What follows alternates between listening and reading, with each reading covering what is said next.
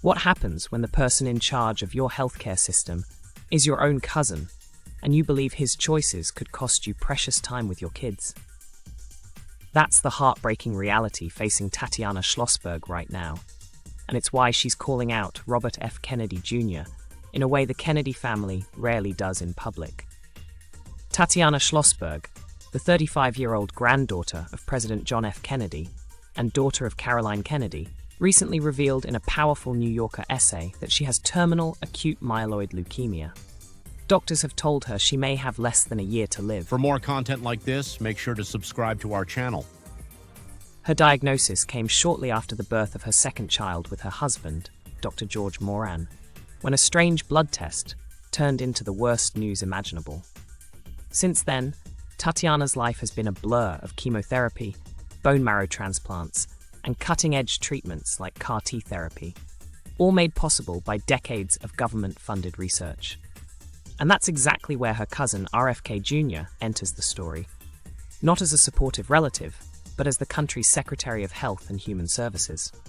In her essay, Tatiana says plainly that Bobby is an embarrassment to her and her immediate family. As she lay in a hospital bed fighting for her life, she watched him get nominated and confirmed, saw him cut nearly $500 million in mRNA vaccine research, slash billions from the National Institutes of Health, and question vaccines with the claim that there's no vaccine that is safe and effective. For Tatiana, this isn't an abstract policy debate, it's her lifeline.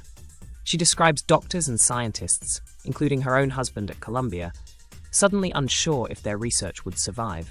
She worried about leukemia and bone marrow trials being cancelled at Memorial Sloan Kettering, trials that might be her only shot at more time.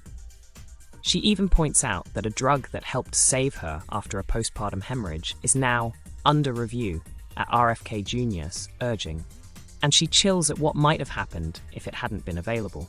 Today, Tatiana is still in treatment, still a young mom trying to squeeze a lifetime of love into borrowed time, and using her voice to warn what happens when science funding and public health are treated like political targets instead of lifelines. So what do you think, viewers? When family, politics, and survival collide like this, whose legacy really matters? The famous name, or the people whose lives hang in the balance?